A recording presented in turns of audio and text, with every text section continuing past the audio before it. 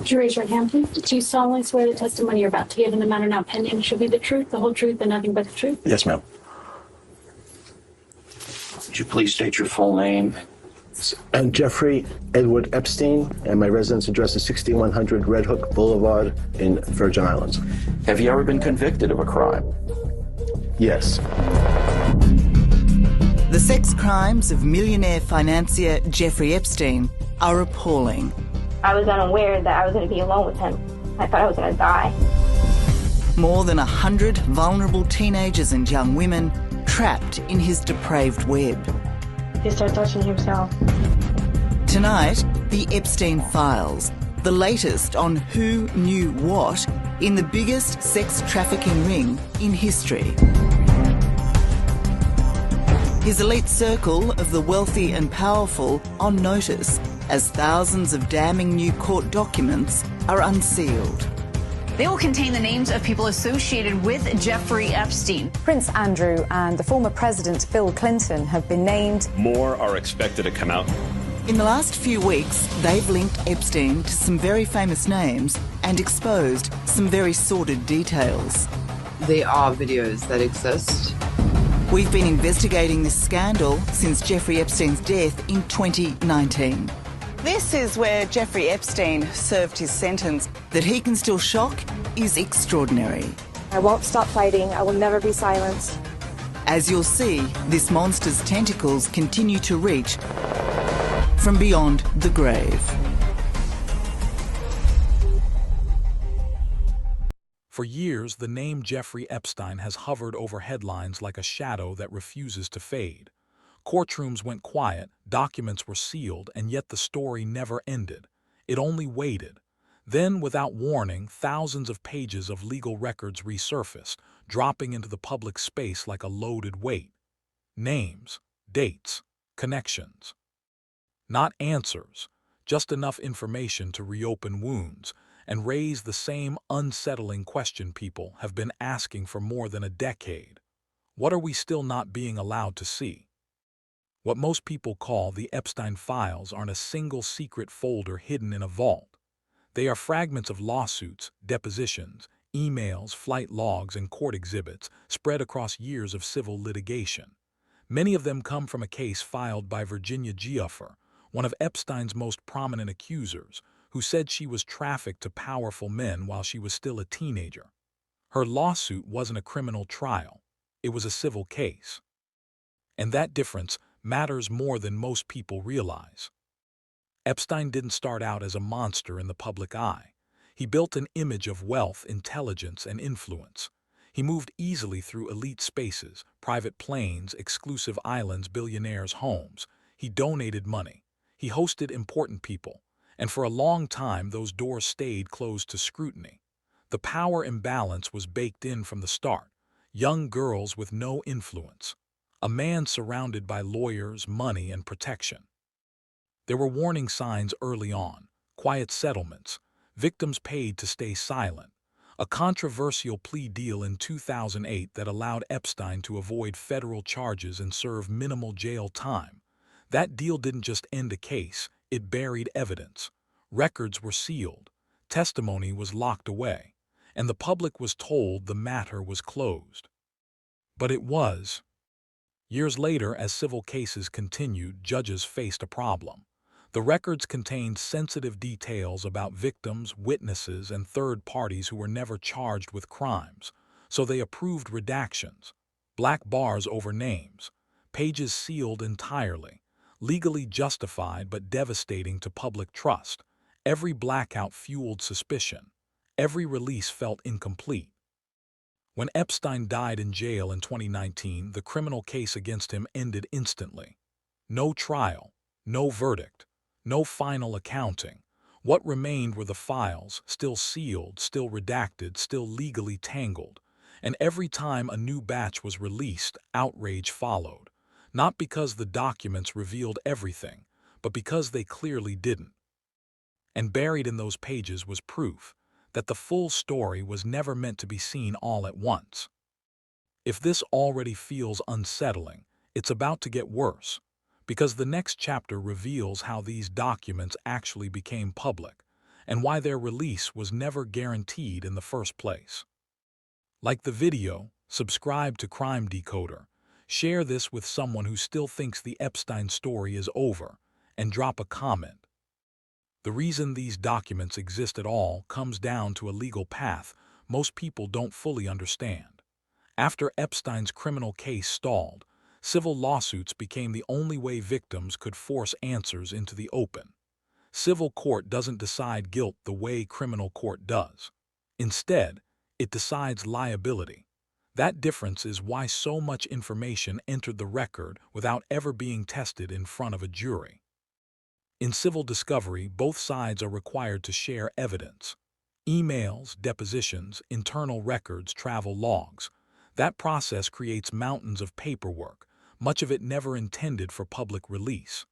Judges can seal documents to protect privacy, prevent harassment, or avoid harming people who are not formally accused of crimes.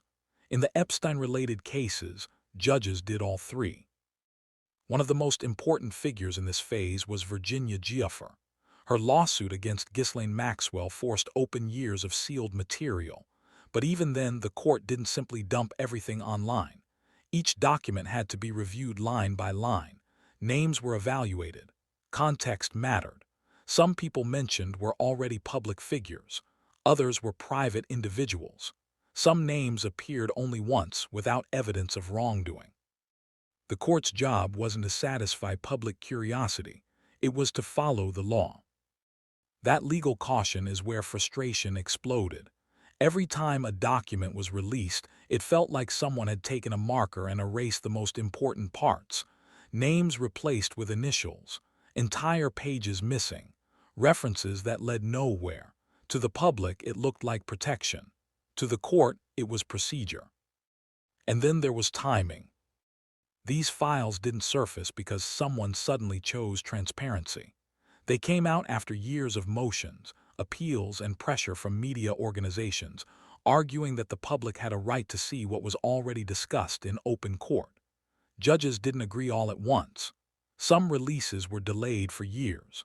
Others were staggered in batches, ensuring the story never arrived whole, only in fragments. When people read these files, many assumed they were reading proven facts. But depositions are sworn statements, not verdicts. Allegations appear next to denials. Names appear without charges. And once Epstein was dead, there was no criminal court left to sort truth from accusation. That vacuum created something dangerous, a mix of verified records and unresolved claims, circulating without a referee. The documents were real, but the conclusions were left to the reader. That's why the same names triggered outrage online while no charges followed. The legal system and public expectation were no longer aligned. And behind all of this sat one uncomfortable reality. Some information can only be revealed through a criminal trial that never happened.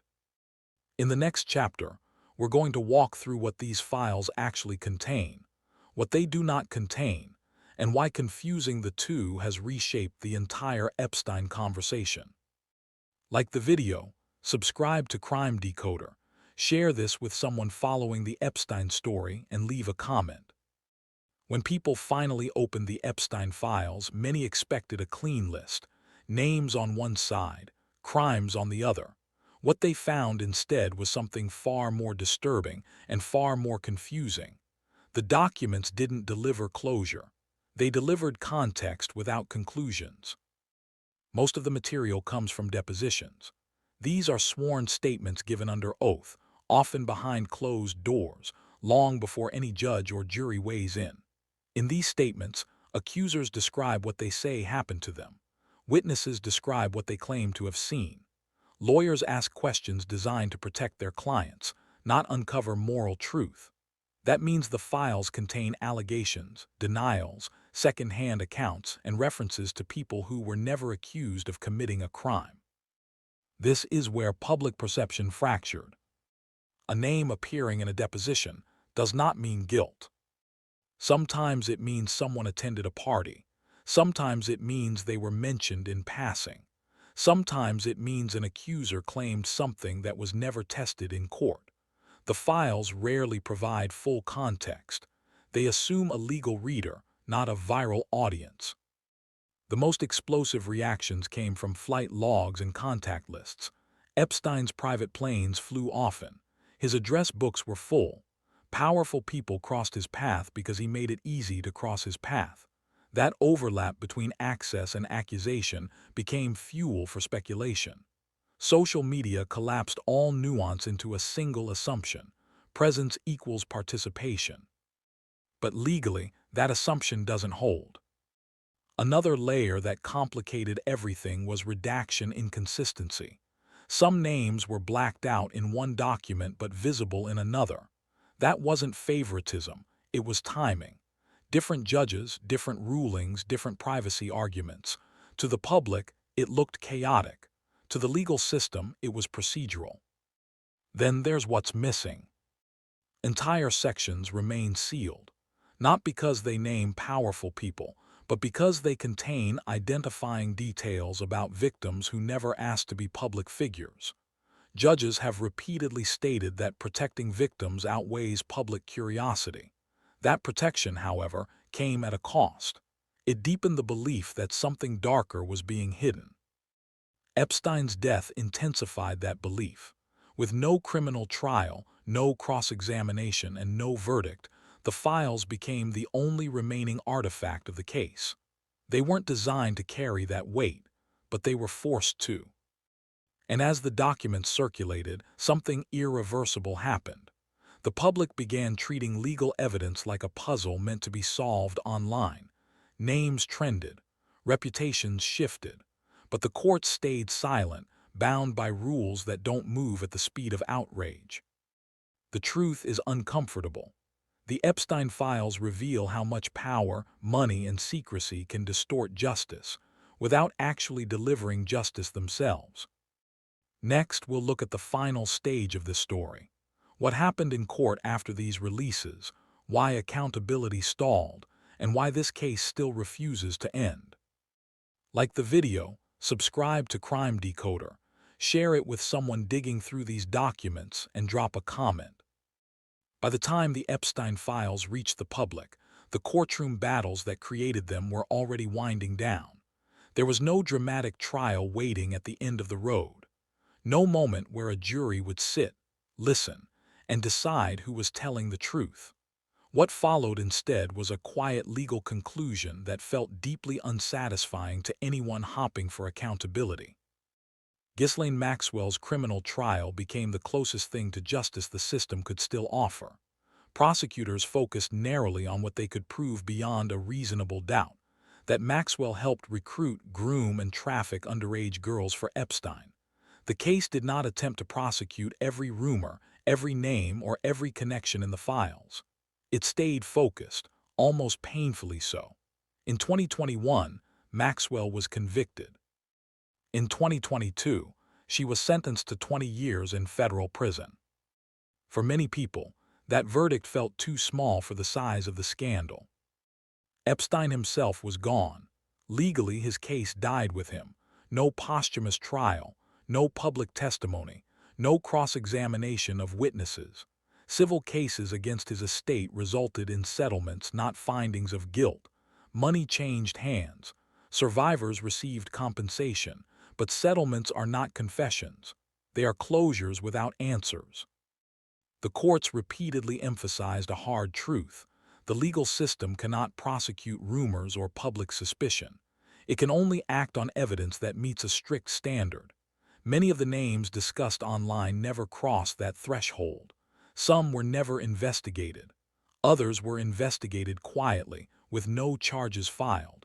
And without charges, there would be no public explanation. This silence widened the gap between law and public trust. Families of victims spoke about relief mixed with frustration. They were heard, but only partially.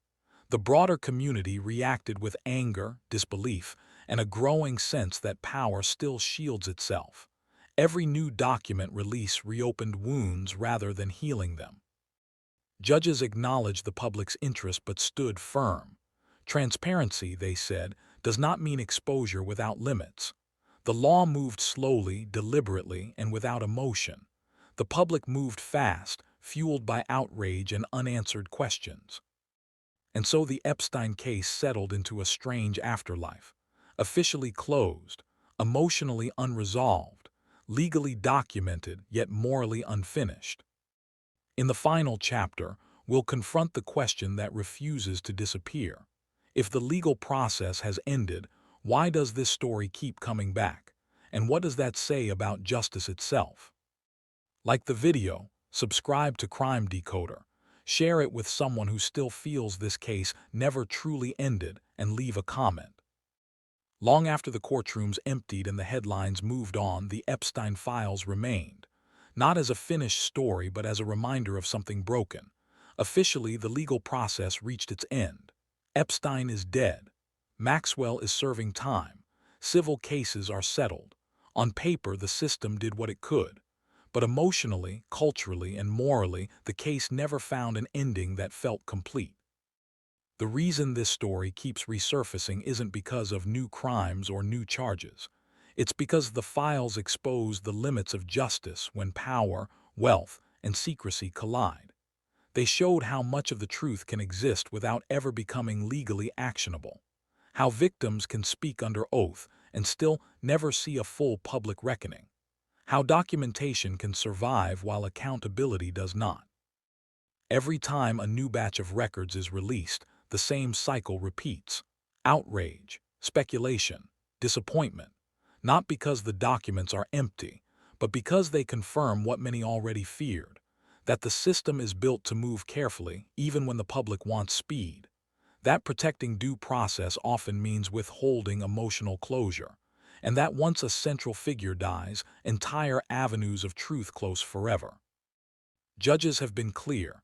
More releases are legally possible, but they will be limited. Names alone will never equal justice. Without new evidence that meets criminal standards, the courts are done. The law has reached its boundary. What remains is public memory and mistrust. For survivors, that reality is heavy. Some have said being believed mattered more than verdicts. Others still feel robbed of the chance to face the people they say abused them.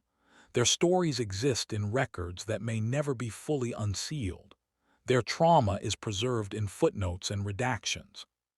For the public, the Epstein files became something else entirely. A symbol, not just of one man's crimes, but of how systems protect themselves, how influence blurs lines, how truth can be fragmented, delayed, and diluted until it no longer satisfies anyone. And that's why this case refuses to fade. It isn't about Epstein anymore. It's about trust, about whether justice feels real when it arrives incomplete, about whether transparency matters if it comes years too late, and about how many other stories may never surface at all because they don't have the spotlight this one did. The Epstein files don't give us answers. They give us a mirror, showing what happens when accountability depends on timing, survival, and power. So here's the question that lingers, long after the documents stop coming. If the legal system followed the rules, but the public still feels cheated, was justice ever truly served? If this video made you think, drop your answer in the comments. Like the video, share it with someone still questioning this case, subscribe to Crime Decoder, and turn on notifications so you don't miss what we decode next.